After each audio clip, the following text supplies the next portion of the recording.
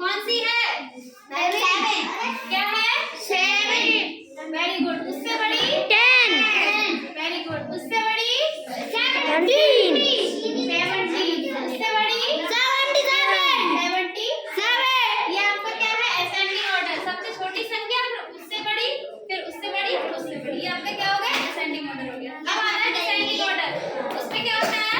अब आपका descending order आते हैं 53, 86, 85, 39, 53, 44।